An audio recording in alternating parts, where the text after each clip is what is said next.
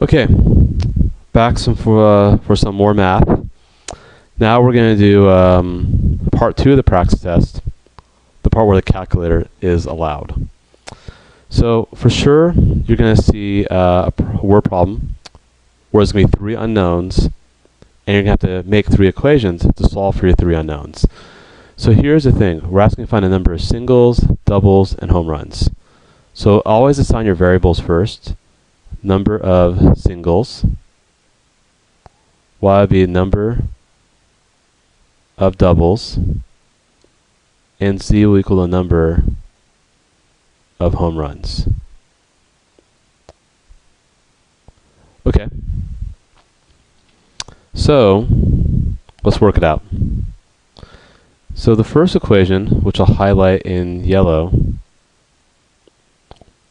it says that you have a combined total of 94 singles, doubles, and home runs. So if you think about it, that's going to be X plus Y plus Z equals 94. That's for what I highlighted in yellow. Okay. Let's highlight in turquoise for the next equation. Your total is 192 total bases.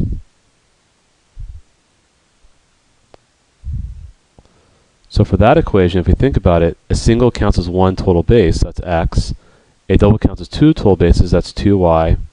And a home run counts as 4 total bases, that's 4Z. That equals 192. And then lastly, in pink, we're going to make one more equation. You told that the number of singles, that's not really pink, but whatever. Number of singles he hit was 10 more than the doubles and home runs combined. So for that equation, we will get the singles was X, that means equals 10 more, which means 10 plus, doubles and home runs, Y plus Z. Now at this point, so that's half the battle, right? Now at this point, you can solve algebraically, which means you can use a combination of substitution and elimination, or you can use a matrix. Well, let's do both. And fortunately, I left myself enough room here. So this will be the algebraic way. So to do this algebraically, we already have X by itself right there. So let's substitute. And we'll first substitute into the yellow equation.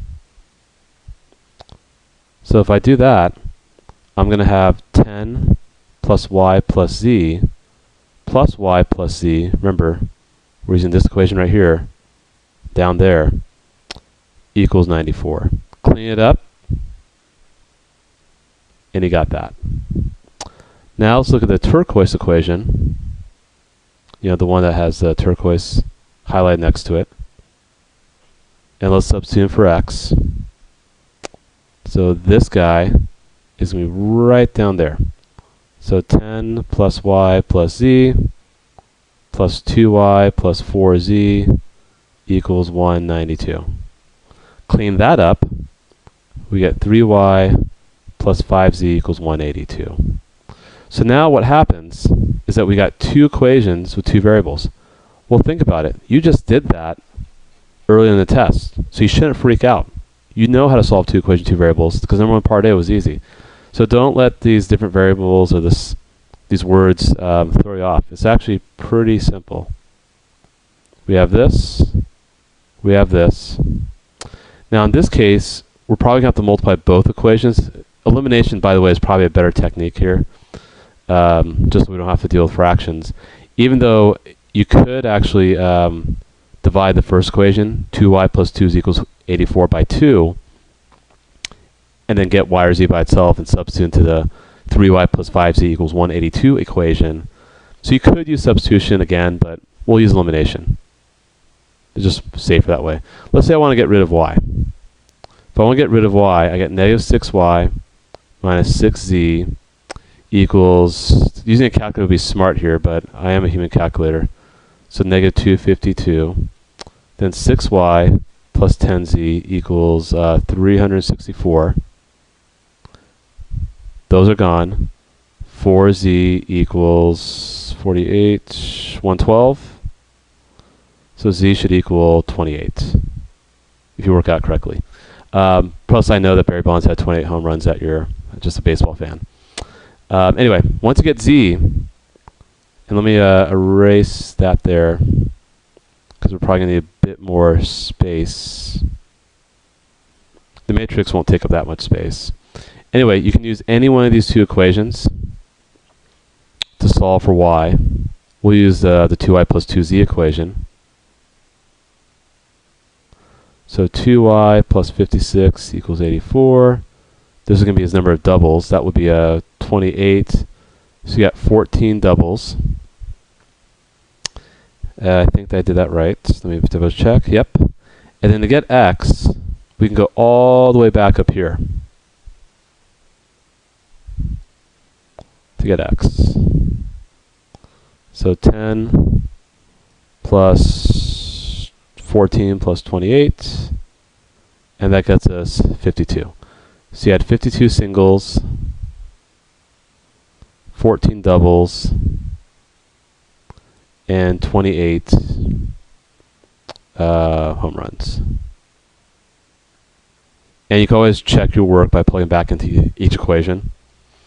Now to do this using a matrix, you'd have to have a variable matrix times the variable matrix equals the constant matrix, which is 94, 192, and now this is a bit tricky, but what we're going to have to do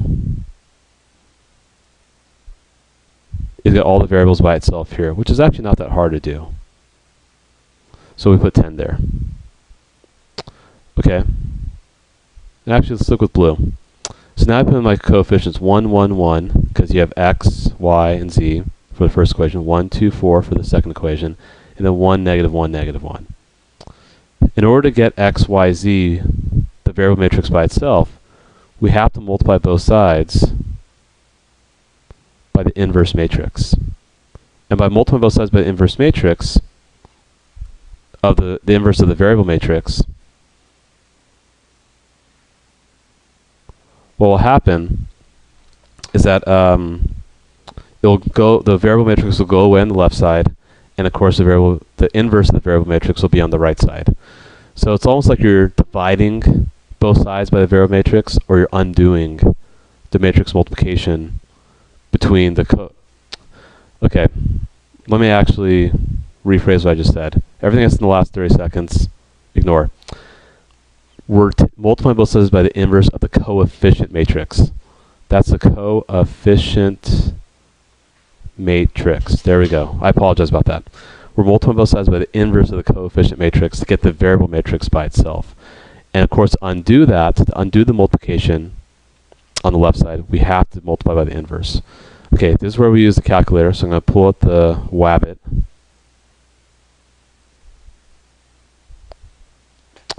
Clear it, second, matrix, edit. We have a 3 by 3, and it was 1, 1, 1, then 1, 2, 4, then 1, negative 1, negative 1.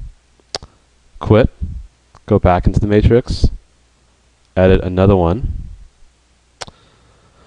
3 by 1, and that was 94, 192, and of course we have 10.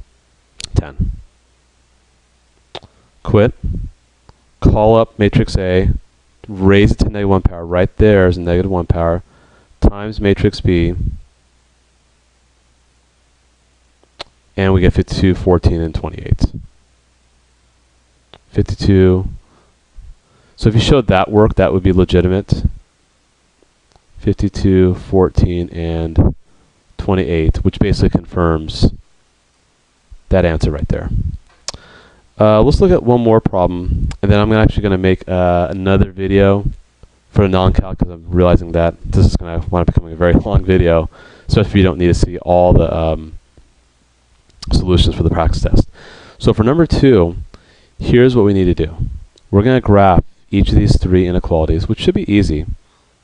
Like for y is less than or equal to negative x plus 4, obviously start at 4, go down 1 over 1, and you'll have something kind of like this.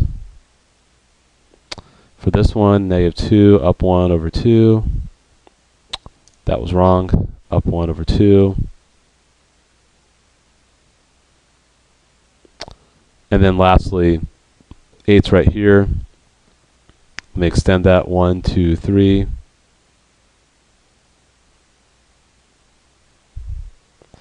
And things that we're shading below this line, the 3x plus 8, below the negative x plus 4, and of course above the half x minus 2. So we got 3 corners here. Now in order to find the area of that, we're going to use this formula, which I will give to you. So the area is going to equal plus or minus 1/2 times the determinant of that matrix. Now in order to know what to put in, we got to know what the corners are. Well, you could actually solve for x and y algebraically by just doing a bunch of substitution with any of these pair of equations here, or actually inequalities, but we'll go back to the Wabbit. Real easy. You can graph each of these lines. Negative x plus 4, 0.5x minus 2. Oops. And if you ever make a mistake, you could go second delete. That'll insert. Enter. 3x plus 8. Now sometimes your window might be kind of messed up, depending on what you were doing earlier. So I usually like to go to zoom and pick standard, just so I have a reasonable window. So it resets the window to go from negative 10 to 10 for x and negative 10 to 10 for y, with each tick mark being 1 unit. If you see the window, that's exactly what's happening there.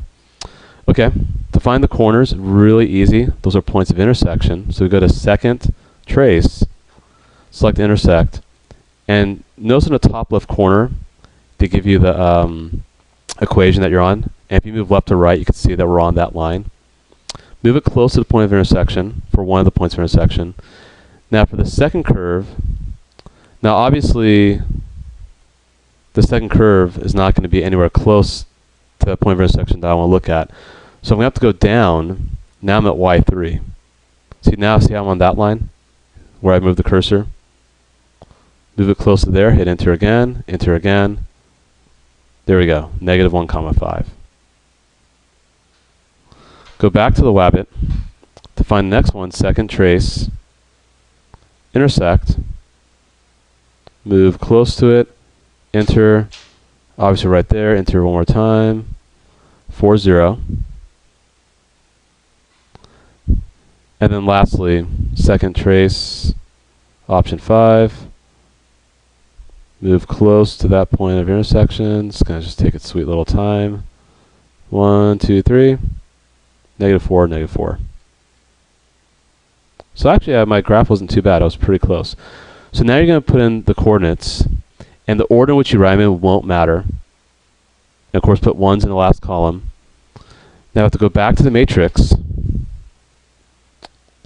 and let's edit the first matrix. It doesn't matter if you edit or write a new one. Negative 1, 5, 1, 4, 0, 1, and negative 4, negative 4. What did I do wrong? Okay, let's go back. Okay, let's hit enter a few times. 4, 0, 1. Okay, negative 4 and 1. Quit out of the matrix, go back to the matrix. Remember, determinant's under math.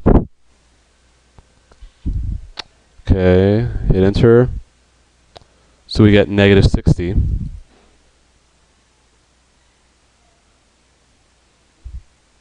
Well, in this case, I'm going to use negative 1/2.